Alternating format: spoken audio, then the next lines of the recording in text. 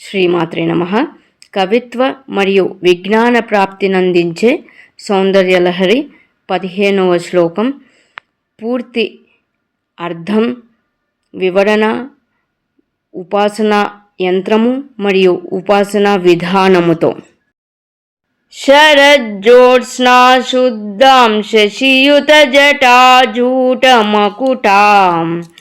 వరత్రా సత్రాన్న స్ఫటికఘుటికా పుస్తకకరాం సకృన్నత్వా నత్వా కథమివ సతాం సన్నిదధతే మధుక్షీరద్రాక్ష మధురి మధురీణాః ఫణితయః. శరజ్యోత్స్న శరత్కాలపు వెన్నెల వలె, శుద్ధాం శుద్ధమైన స్వచ్ఛమైన తెల్లని కాంతులు విరజిమ్మునదియు, శశియుత నెలవంక రేఖను కూడిన జటాజూట జుట్టు ముడి అనేది, మకుటాం కిరీటము కలదియు, వరద ముద్రను, త్రాసత్రాన అభయముద్రయు, స్ఫటిక ఘుటిక స్ఫటికములతో కూర్చబడిన అక్షరమాలయు, పుస్తకమును, కరాం ఆయా హస్తములందు కలిగిన దానిగా, త్వా నిన్ను, సకృత్ ఒక్కమారు, నత్వా నమస్కరించిన, సతాం బుద్ధిమంతులకు, మధు తేనె, క్షీర పాలు, ద్రాక్షాఫలముల మధురిమ తీయదనమును, ధురీణాః వహించియున్న మధురాతి మధురమైన, ఫణితయః వాగ్విలాస వైఖరులు, కథమివ ఎట్లు, న సన్నిదధతే ప్రాప్తించకుండును.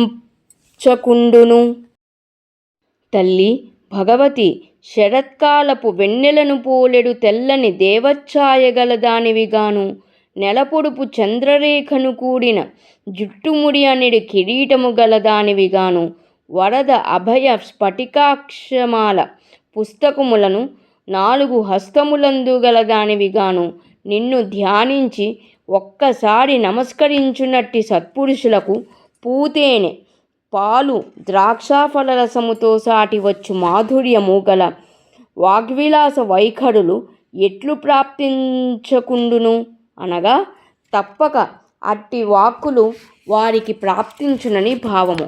ఈ శ్లోకమునందు సారస్వత ప్రయోగమునకు సంబంధించిన ఉపదేశము కలదు.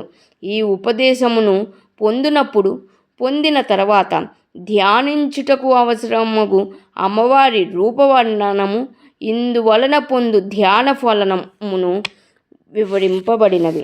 ఈ శ్లోకమునందలి సారస్వత ప్రయోగములో ధ్యాన రూపవర్ణన, శ్లోక పాదములందలి పదముల బాహ్యార్థములను బట్టి తేలికగానే గ్రహించగలిగినను, ఉపదేశమునకు సంబంధించిన బీజాక్షరములను మాత్రం పదముల వెనుక గల సంకేతార్థములను బట్టియే రాబట్టుకొనవలెను.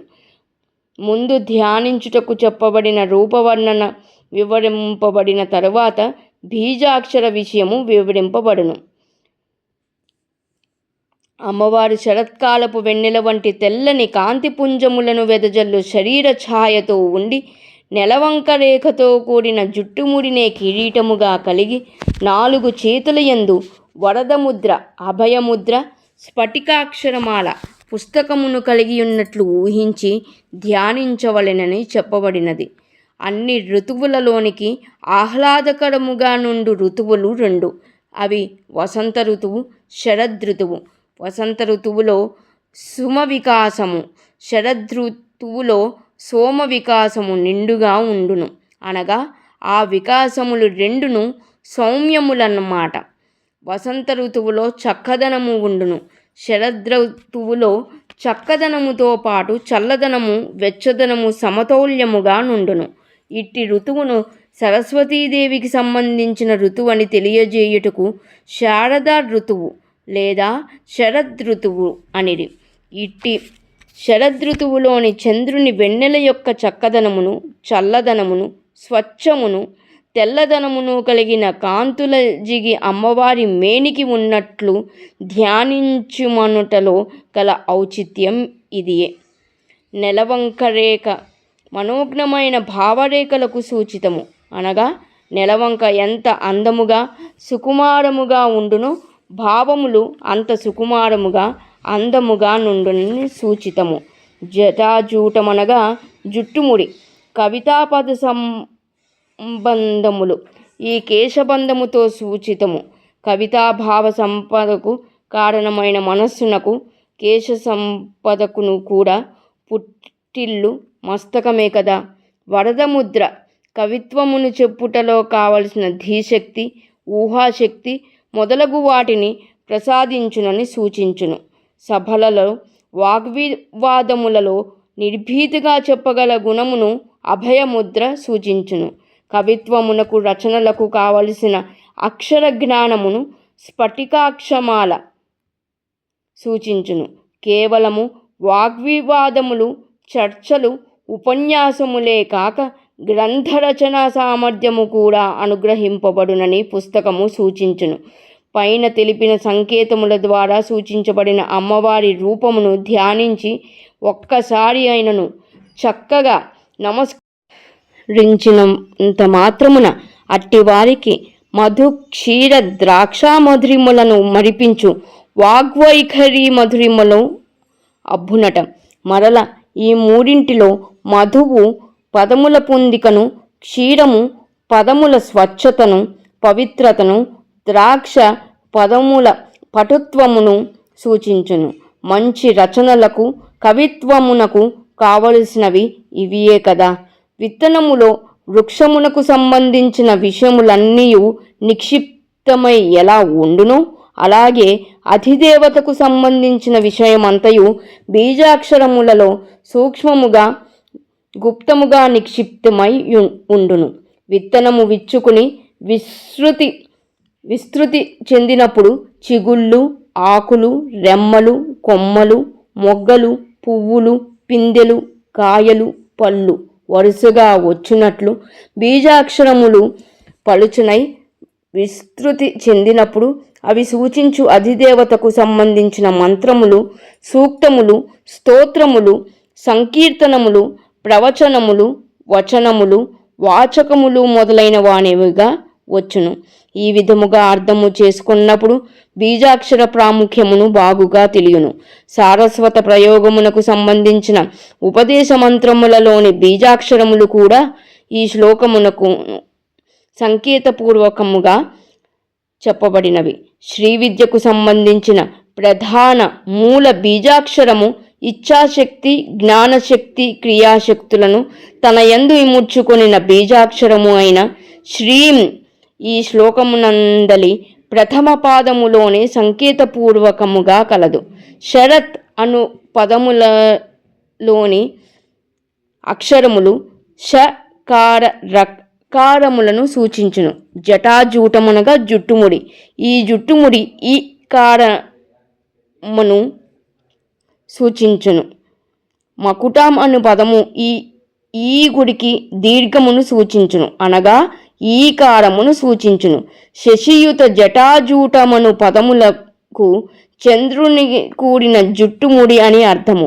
ఇక్కడ చంద్రుడు మంత్రశాస్త్ర ప్రకారము సున్నాను సూచించును. కాబట్టి శశియుత జటాజూట మకుటాం అన్న పదములు సున్నాతో కూడిన గుడి దీర్ఘము అనగా ఈం అను అక్షరములు సూచించును.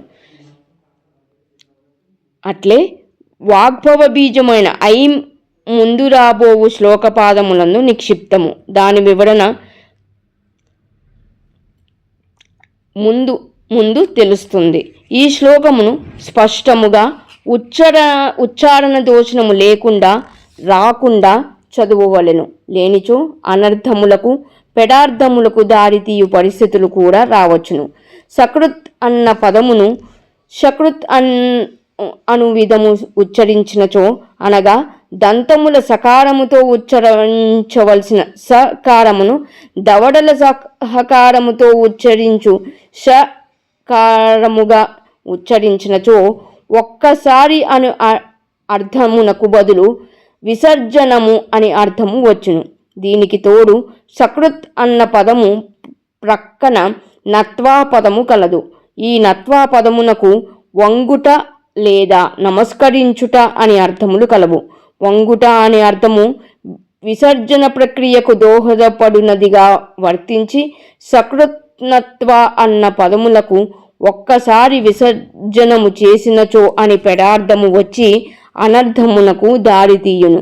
కాబట్టి ఈ శ్లోకమును జాగ్రత్తగా సుస్పష్టముగా ఉచ్చారణ దోషము లేకుండా పఠించుట అవసరము.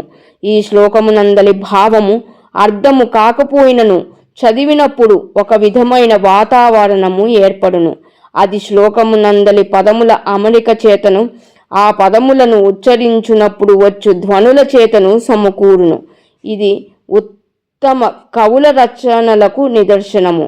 ఉపన్యాసకులు, అధ్యాపకులు, రచయితలు, కవులు, పండితులు ఈ శ్లోకమును సుస్పష్ట ఉచ్చారణతో ప్రతిరోజు పూజా సమయములందు చదువుకొనుచున్న ఎడల వారల వృత్తి ప్రవృత్తులకు అనుకూల్యము సిద్ధించును. ఇక్కడ చూపెడుతున్న యంత్రాన్ని బంగారు రేకుపై చెక్కించాలి. ప్రతిరోజు నిష్ఠగా షోడశోపచారాలతో 40 రోజుల పాటు పూజించాలి. ఈ శరజ్యోత్స్నా శుద్ధం అనే శ్లోకం 1000 పర్యాయాలు జపించాలి. నైవేద్యంగా తేనె, అరటి పండ్లు, చక్కెర, చెరుకు పానకం ప్రతిరోజు అర్పించాలి. ఉపాసన అనంతరం ఈ యంత్రం సిద్ధి పొందినది శరీరమున ధరించాలి. మరో విధంగా యంత్రాన్ని ఒక వెండి పాత్రలోనికి తీసుకుని నీటి మీద స్వయంగా లిఖించి పైన చెప్పిన రీతిలోనే పూజావిధి జరిగించి ఏ రోజు నీటిని ఆ రోజే లోపలికి తీర్థంగా పుచ్చుకోవాలి. ఫలితంగా వాక్శుద్ధి, కవిత్వం, అమోఘ జ్ఞాపక శక్తి, గ్రహింపు శక్తి లభిస్తాయి. శ్రీమాత్రే నమః.